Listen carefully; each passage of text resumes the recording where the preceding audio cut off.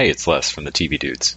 This year at ATX Fest, I got to sit down with the folks behind the Nat Geo show Genius Picasso.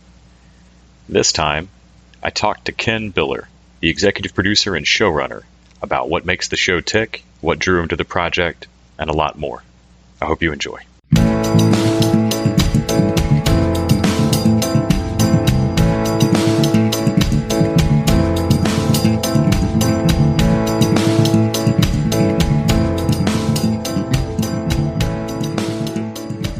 You were the EP and showrunner. That's right. For the show. Yes. Is that correct? Can you talk a bit about your role shepherding the show? Sure. Specifically to this show, it started last year. We started with 10 episodes about Albert Einstein that starred Jeffrey Rush and Johnny Flynn and Samantha Colley. And I came into that project not at the very beginning. It was originally, there was a biography by Walter Isaacson that was... had been optioned to be a feature film by a producer named Gigi Pritzker, and I think they never were able to kind of get it off the ground as a feature, probably because it was too much story to try to tell in 2 hours. So they eventually got the idea that maybe they could try to develop it as a TV series, and they hired a young writer named Noah Pink who did a draft of a script, and that script found its way to Imagine Television, which is run by Ron Howard, who ended up directing the first episode, and Francie Calfo, Brian Grazer. And Francie Calfo took the script to National Geographic, which was just embarking on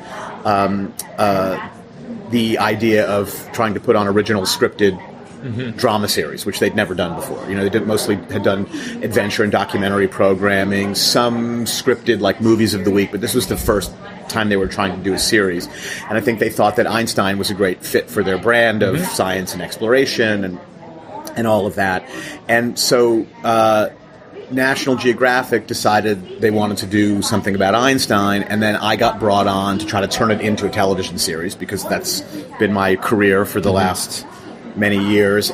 So I came on and I worked with this original writer, Noah Pink, to kind of revamp the idea and turn it into a 10-episode series.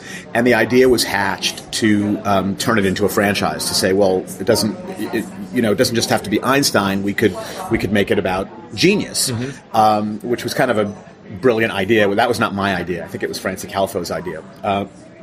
And so while we were making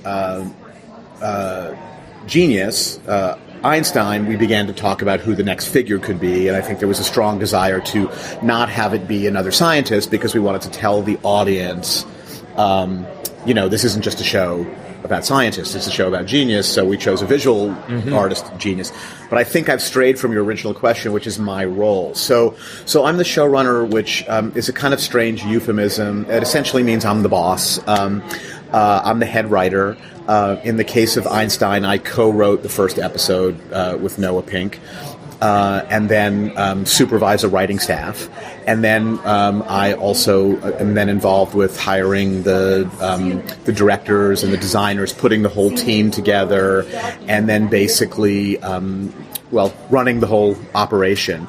And in the case of Picasso, I wrote the first 2 episodes, so I'm credited as the creator of Genius Picasso, and I also directed the first 2 episodes, so kind of set the visual style of the show, borrowing heavily from what Ron Howard had done in the first season with Einstein. And then, I've continued. I do after the directors, I do cuts of all the episodes with the editors, and sort of basically do the final cut that ends up airing. And I'm involved with everything from the very beginning of the script stage to the final music mix and color. So it's kind of a crazy, nutty job.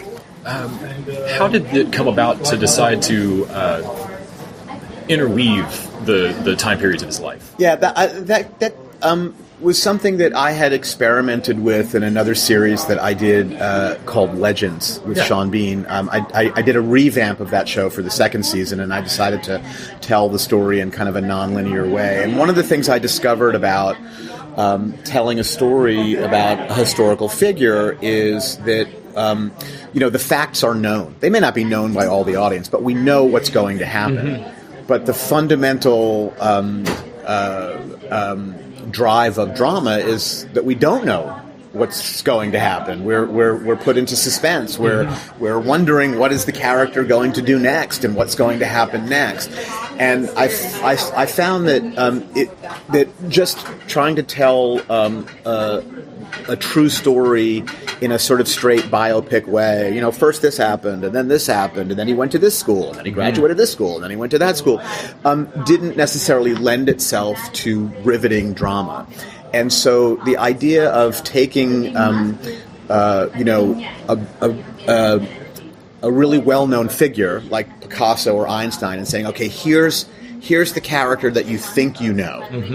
But how did this young guy Albert turn into this great figure of Einstein? And how did this young guy Pablo turn into Picasso? Yeah. And so I found that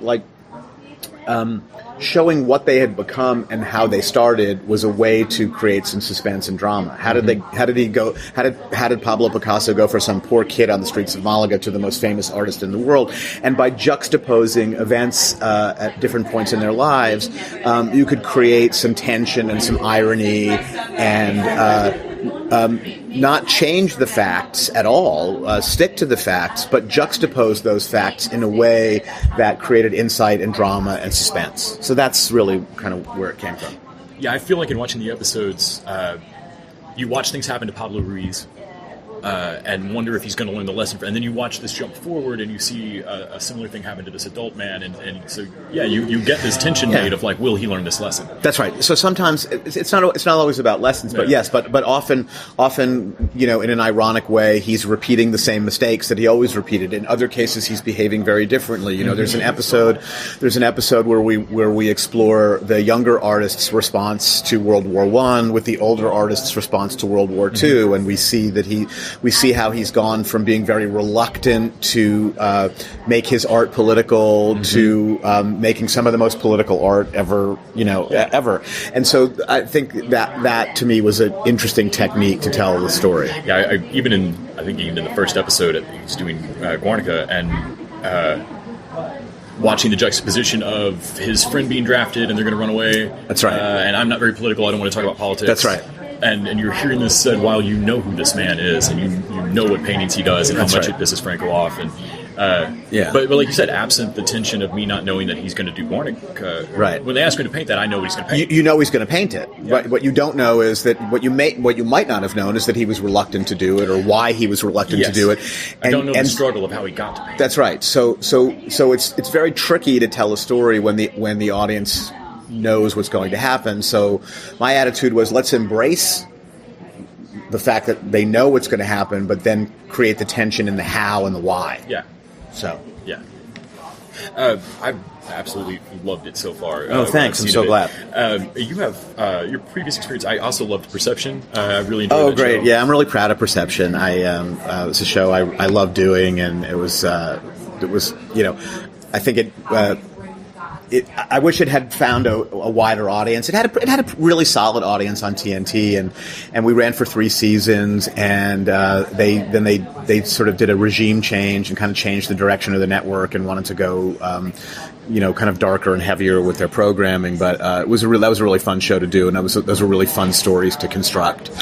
And my wife's absolute favorite Star Trek anything is Voyager. So, cool. Yeah. So you have so Voyager. Yeah, Voyager was not my first job, but it was my first solo series job. Prior to that, I had a writing partner, a guy named Chris Brancato, who's a very accomplished writer and showrunner, and still a really good friend of mine. But Voyager was my first gig as a solo writer, and I stayed on that show. I think for about 6 years, and by the end of it, I was an exec. I started out as a story editor, kind of one of like the most inexperienced writer on the staff, and by the end of it, I was running the writers' room, and so I kind of grew up on that show. Yeah. Do you feel like you still run your writers' room the way you learned off Trek? It's a really good question. So Michael Piller was kind of the storytelling guru of Star Trek, or at least the revival of Star Trek after the Gene Roddenberry days, and I learned really how to break a story from Michael Piller. And Michael Piller has kind of a great legacy. You know, there are a whole bunch of us who became showrunners. It's almost a family tree lineage. Yeah, Brandon Braga and Narain Shankar and Ron Moore, and we all learned how to break a story from Michael. Michael had a very in some sense it was rigid, in another sense it was very improvisational, but he had a very specific way of breaking a story, and I still use that as my basis. I've loosened up a little bit over the years and learned to play to different writers' strengths, because not all writers respond to that way of breaking a story. But the biggest thing that I took away from Michael, which I constantly impart to writers, and then they come back to me and say, you know, I'm on another show now, but I'm always saying that thing you used to say, and I'm saying a thing that Michael used to say, which is, what would the character do next? So if it's rooted in character, and you understand who the character is, and you're true to the character, when you're trying to figure out what is the next move in a story, the way to get there is to say, well, what would the character do when faced with these obstacles and these preconditions? What is he or she going to do? Now, this circles back to your question about why I'm telling the story in Picasso in a different way, because I can't really use that in Picasso because I know what the character did next. So yes. I can't just decide as the sort of, you know, god of the characters what he's going to do. I have to construct a story where that character does what he did in real life, or what she did in real life, but I have to find an interesting and suspenseful way to get you there. Yeah, it can't just seem like a wind-up toy where I know where it's going. That's right. But the idea behind the basic idea behind his way of telling stories was that so when we write scripts, they're usually broken down into acts, like a play, and that's kind of driven by TV commercials. Not all TV shows have commercials anymore, but we still sort of write them that way, and they're broken down in acts. 15 minutes till the end of the A-Team, they're screwed, they're going to go away, that's right. Figure it out. And so speaking of the A-Team, so what Michael would always tell you is, like, if you decide that the A-Team at the end of Act 2 needs to be trapped on a rooftop with a helicopter bearing down on them and one rope, and how are all 5 of them going to get down on one rope? If you decide that's the end of Act 2, then everything the characters do up until that point is going to be mechanical, because it's you as a writer trying to figure out, how can I get them stuck on that rooftop? Instead of just asking, okay, they have this problem right now, what's the very next thing that they're going to do? Not 5 moves down. And so often you end up taking the story in different places than you thought you would when you started, because you're not deciding ahead of time what's going to happen at these pivotal moments. Yeah, because we've all seen television or seen movies where you feel like those characters made a decision because they had to get them on the roof. That's right. That's exactly right. And that's when people, when writers or critics or audiences say they feel that something is formulaic, that's often the reason why. It's often the reason why the audience feels like they know what's going to happen and that they're 4 moves ahead, because that particular story was written in a way that had prescribed moves dictated ahead of time. I think it was Javier Grillo Marxwatch had told me a story about the stupid stick, and I can't remember if that originated off Star Trek or not. It could have. I don't know. He's a great guy, Javi. Yeah, they would have they'd have a stick. It was like a scepter staff that somebody had made in the room, and whoever was holding it, your ideas could not be challenged. You got hit by the stupid stick? Oh no, you could finish your thought. It didn't matter how dumb your pitch was. Oh, you were allowed to hold it. Yes, yeah. You could hold floor. And, you have to be allowed to throw out ideas without the fear that they're going to be deemed stupid by the rest of the group. Of course, they often are. But one of my catchphrases is the great bad plan. So a writer will come in and sort of pitch me an idea about, what a character's going to do, or what a villain is going to do, or what a bad guy's going to do, and they'll pitch this whole elaborate idea, and I'll say, well, they really didn't need to go through all 27 of those moves. They could have just shot the guy in the head, right? Yes. So why did they go through this whole elaborate plan? So on Perception, when we were trying to come up with very sort of intricate puzzles for our smartest man in the world to figure out, we constantly had to challenge ourselves and say, well, could the bad guy have done this in a simpler way? Mm-hmm. And if he could have, why didn't he? There should be a reason. Yeah, why didn't he just pull the gun? There should be a reason. It's a psychological reason or a circumstantial one. Thank you so much for your time. Oh, my pleasure. Really fun talking to you. Really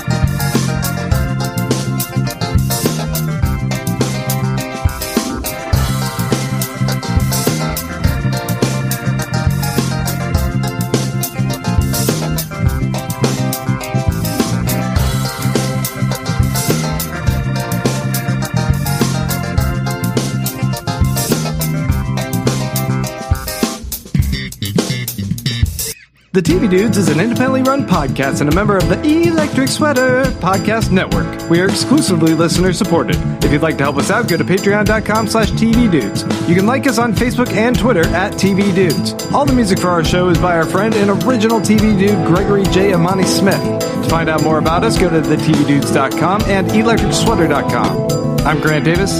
Thanks for listening.